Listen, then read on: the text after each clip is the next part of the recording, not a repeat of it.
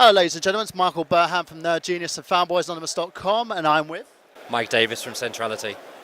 Mike Davis. What is it you do?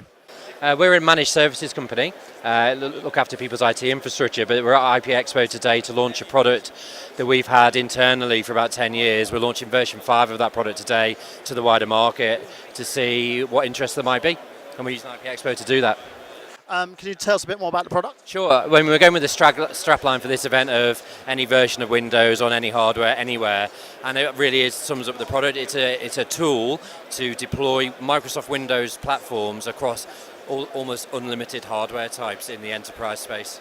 So you're looking at basically virtualization through any device? Yeah, exactly. So it's a virtualization tool, but on physical hardware, which sounds like a bit of an oxymoron, but what we're doing is we're taking the operating system and the applications, and we're completely removing all hardware dependency from it. So we're able to, if you stand behind us, what we've got is sort of 8 or 9 completely different bits of hardware, and we can put the same builds, as we call them, which is analogous to sort of an image, but we don't really use the word image, on any bit of that hardware that we like in any combination without any worries about the hardware.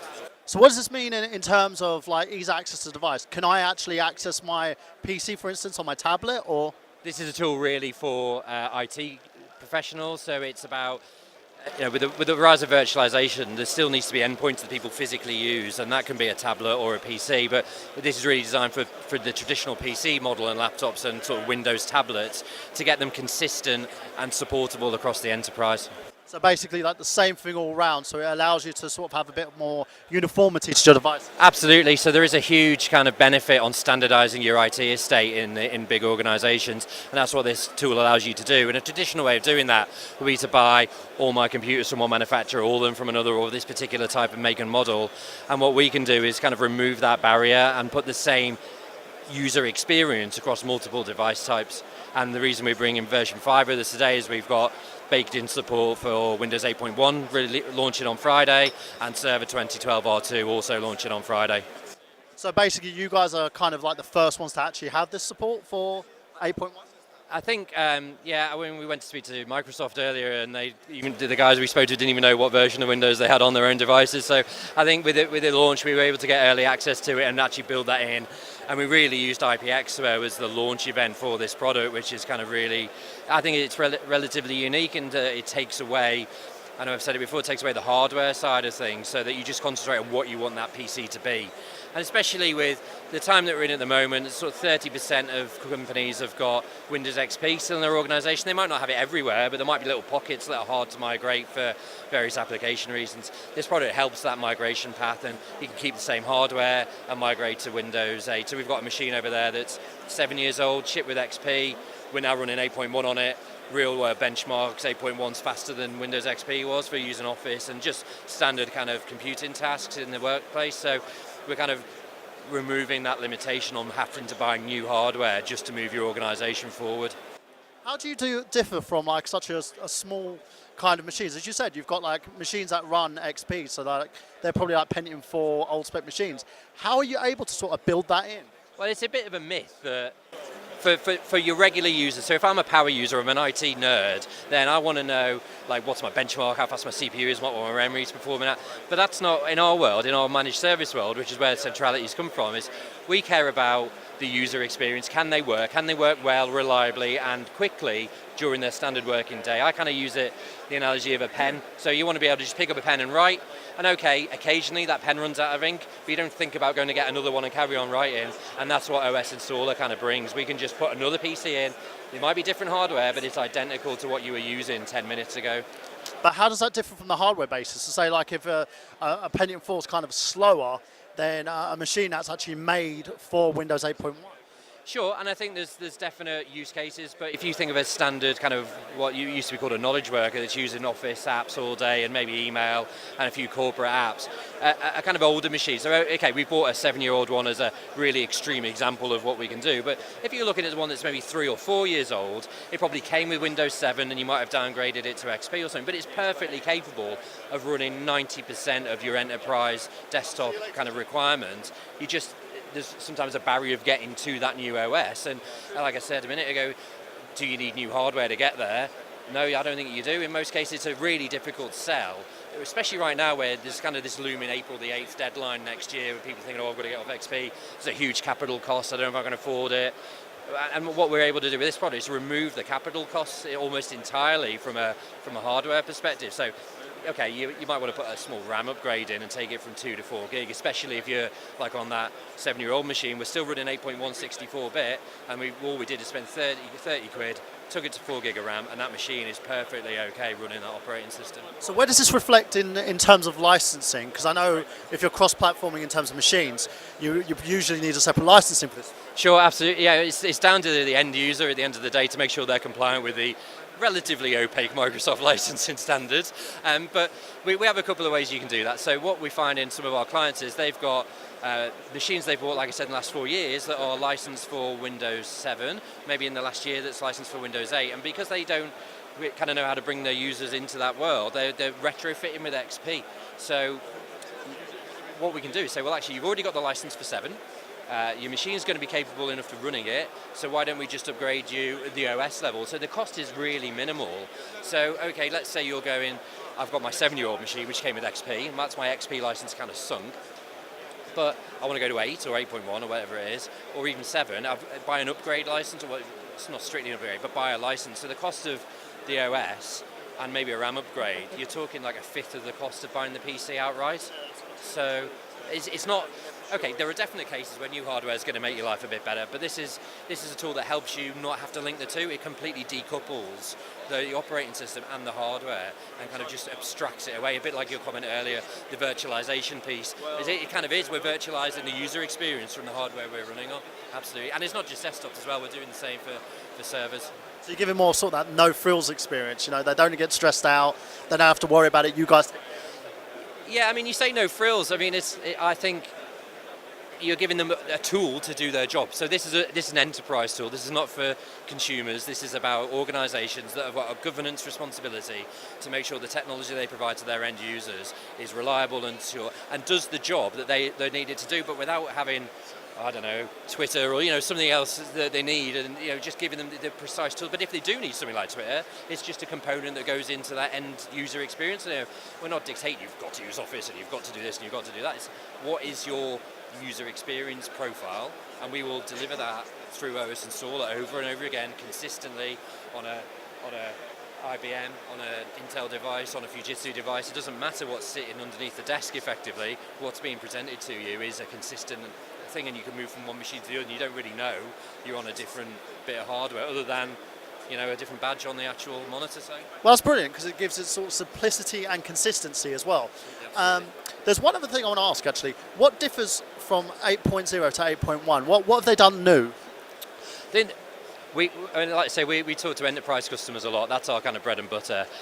8.0 was heading towards Vista territory, and in the enterprise, there was not a lot of uptake for probably all the right reasons. So we were doing a lot of Windows 7 migration projects, when really we should be doing Windows 8 migration projects.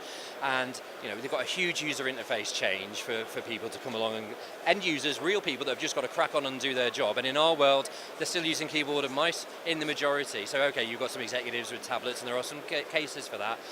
But really, keyboard and mouse is kind of what most people use in the real world, in the enterprise. So what 8.1 I think is bringing is the ability to get those customers back. And so when we do our next migration project, we'll absolutely be considering 8.1 with the end users. Because you know what, 8.0, as of Friday, is now on a 2-year countdown. It will go end of life in 2 years, and 8.1 is where you've got to be. So Microsoft are not helping their customers all the time with that decision point. You can't really go 8. It's not really a great enterprise product. You can't go 8.1 because it's not out yet. So if I want to do an XP migration project today to get me off my XP platform, where do I go? What do I do? And Windows 7 right now is probably the only answer. Maybe Monday, 8.1 is the answer, but if you can just get over those user training things and get the kind of adoption, get the start button back, sounds really minor, but people are used to pressing start and getting their applications. And I think there's probably been a realization with Microsoft that actually it's not fancy tiles and updates, users using their products in a business environment to get jobs done and get companies profitable. Yeah, it was a funny thing because they had this misconception in terms of apps, because they thought apps is going to do everything. We'll do it kind of like similar to what Apple are doing. but they found that 99% of their users didn't want to do that. They wanted basically basic functionality, and that's kind of what drove them away in a sense, because it's that scared unknown that you don't want to travel. And there's no head of steam with Windows 8 apps, so they're trying to play. In my view, there's a bit of playing catch up with Apple and the whole consumer devices in the workplace. But in the larger enterprise space, you've still got IT provided by a central function or from regional functions or whatever. And I can't see that model changing massively. Okay, it will change over time because everything changes over time, but there's a huge investment in kind of Windows applications on a desktop that people use day to day, and you can see, okay, they're going to go to browser based, and they're going to go this, and they're going to go that, and I think that's a journey that people are going to go on, and for some people they can do it today, but for others, people are still using mainframes. There's still got to be a way of kind of keeping their systems running. And do you want to just go, okay, I want to move from, I don't know, Windows XP to Windows 7.